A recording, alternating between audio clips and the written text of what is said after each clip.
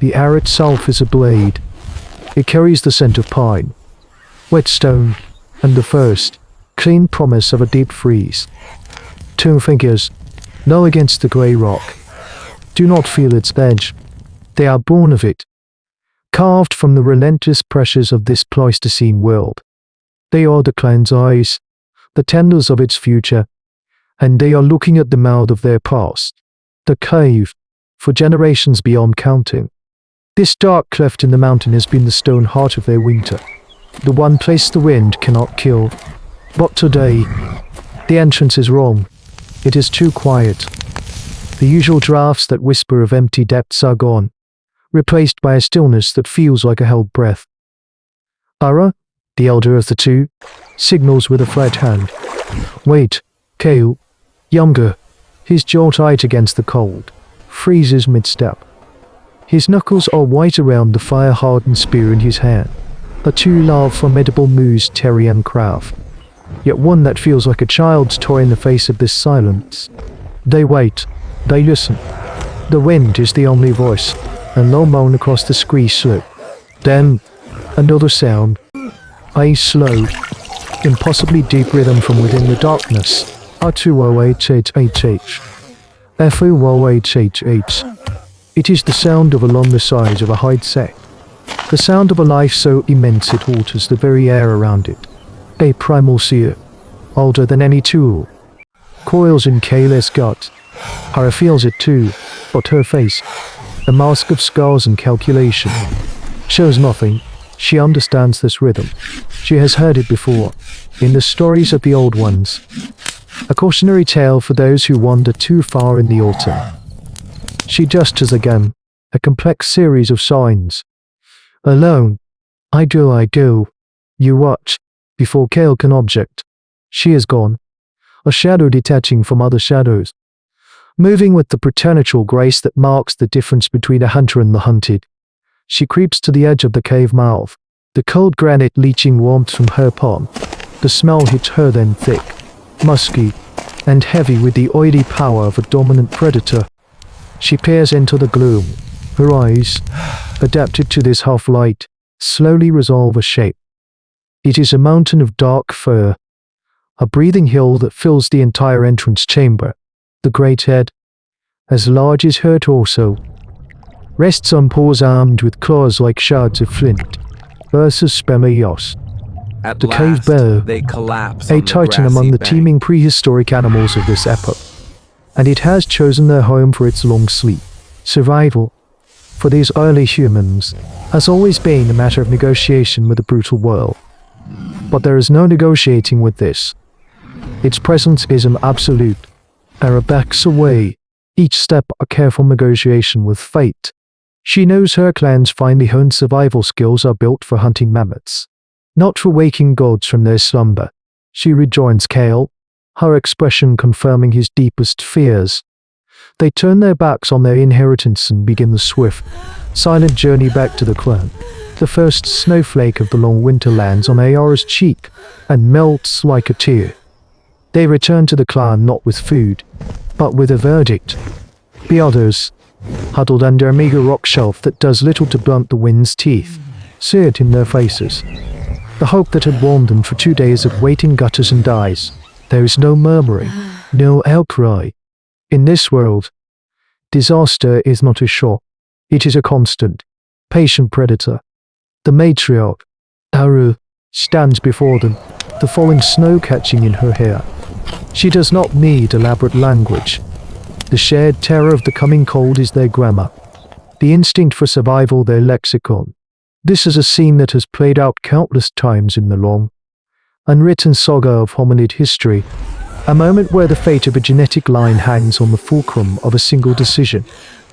Kale drops a heavy stone to the ground. It lands with a solid thud, a sound of finality. It is the bear. He then places smaller pebbles around it, the clan, exposed and vulnerable. The brutal simplicity of the diorama needs no translation. A young mother pulls her child tighter, her knuckles stark against the child's skin. The choice is clear as swift. Violent death attempting to reclaim their whole, or a slow, certain one out here in the frozen grip of the elements. For these ancient humans, there is no third path, no mercy from the world.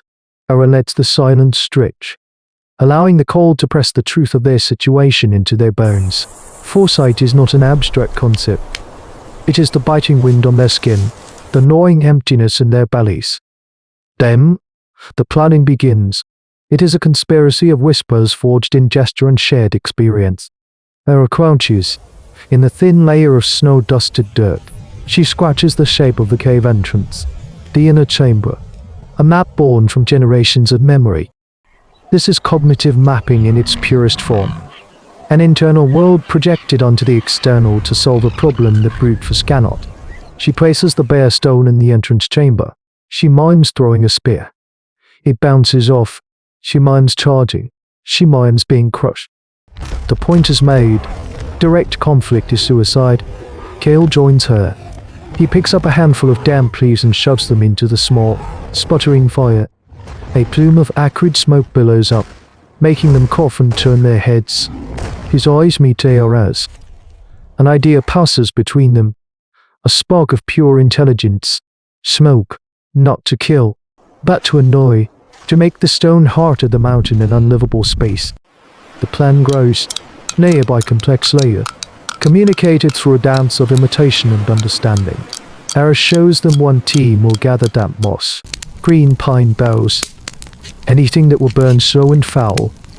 Another team, led by Kale, selects heavy stones, not for throwing, but for noise. He picks up his most trusted by face, a beautifully worked take-you lean hand axe, and strikes it against another flint. The sharp, percussive crack echoes in the clearing. The plan is now to fold. They will not attack the bear's body, but its senses. They will fill its lungs with choking smoke and shatter its hibernating peace with an unbearable cacophony. A third group, the swiftest and most agile, are given a different role. They will not carry fire or stones. Their job is to be visible, to move along the ridge opposite the cave, a line of distracting movement to draw the beast's eye. And when it emerges, they are preparing a battle of wits against a foe of immense power, a testament to the evolving mind of our human ancestors. The fear remains, a cold not in every stomach, but it is now overlaid with something new, a fragile, dangerous purpose. The operation begins not with a shout, but with the soft rustle of damp leaves. The air is thick with the metallic scent of imminent snow. Ayara's team moves first, a silent arc of figures closing on the cave mouth. They carry their burdens, bales of wet moss and resin as spine boughs like offerings to a terrible god. There is no ceremony here, only the grim efficiency of a species for whom survival is a daily calculation of risk. Ara herself carries the fire, a precious ember nestled in a clay-lined shell, shielded from the wind. At her signal, they begin to feed the small fires they've set just inside the cave entrance. Piling on the green, wet fuel, the smoke does not rise. It is a heavy, greasy thing, clinging to the ground and pouring into the cave's mouth like a malevolent spirit. It is an act of profound intelligence, a weaponization of chemistry learned over 1,000 generations of tending hearts. This is the unseen side of their evolution, not just the crafting of a spear point using the Leveluvi's technique, but the understanding of the world's hidden properties. For long moments, nothing happens. The only sound is the wet sizzle of the burning boughs and the rising howl of the Pleistocene wind. The cold seeps deeper into their bones. Doubt, a far more insidious enemy than any bear, begins to creep into the minds of the watchers. Then, a low rumble echoes from the darkness, a sound that is felt in the chest more than heard with the ears. It is the sound of a waking mountain. This is the signal for Kale. He raises his hand, and the second wave of the assault begins. The noise team, positioned on the rocky slopes flanking the entrance, begins to hammer their stones together. The sharp, dissonant cracks of flint on granite shatter the natural peace. It is a calculated chaos, an auditory attack designed to mimic the terror of a rockslide, an earthquake, the world itself coming undone. They are not merely making noise. They are unmaking the silence that is the very essence of hibernation. From within the smoke-choked blackness, the rumble turns into a guttural roar of confusion and rage. The clan flinches as one, a ripple of primal fear passing through them. The great, dark head emerges from the smoke, eyes blinking, nose testing the poisoned air. The sheer scale of the beast is breathtaking. A force of nature given flesh and claw. For a heartbeat, its gaze sweeps over the noisemakers, and death feels terrifyingly close. But then, it sees them the third time. The decoys on the far ridge. They leap and wave pieces of hide, small, frantic figures silhouetted against the grey sky. It is an act of sublime, desperate altruism. They are offering themselves as the source of this torment, drawing the beast's fury away from the core of the clan.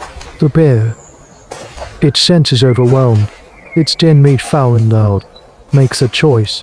It ignores the closer. Static frets and lumbers out, not in a charge, but in a panicked, furious retreat toward the distant, dancing figures. It crashes through the sparse woodland, a living avalanche of muscle and fury. Its roars echoing back as it flees the invisible, unbearable assault. The clan does not cheer. They remain frozen, listening, until the sound is swallowed by the vast, indifferent landscape. Only then do they turn, together, to face the cold, empty darkness of their reclaimed home. They enter the caves slowly, a procession of ghosts reclaiming a tomb. The air is thick with the lingering stench of barren smoke, a scent that will cling to the stone for a generation. This is not a triumph, it is a reclamation.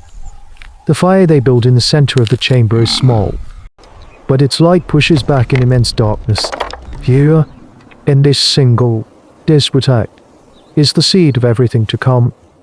The story of human evolution is not written in the simple timeline of fossils and tools found in layers of ancient earth. It is written in these moments of collaborative genius. This was not a hunt. It was a heist, an eviction, a psychological campaign executed by a council of minds bound by unspoken trust. This complex, coordinated plan, a form of primitive technology as revolutionary as any stone axe, is what separated their path from that of all other creatures.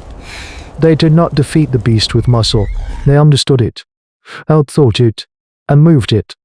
Their actions, lost to the deep currents of prehistory, became the bedrock of our own instincts, the innate understanding that the greatest threats are not overcome by the strength of one, but by the shared intelligence of many.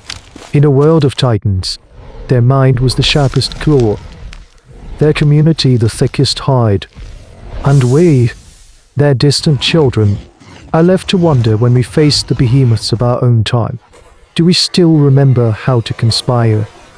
Here, in the shared breath of a reclaimed shelter, we listen not for the roar of beasts, but for the whisper of a plan that will become a legacy. But some things, once waken, do not go back to sleep.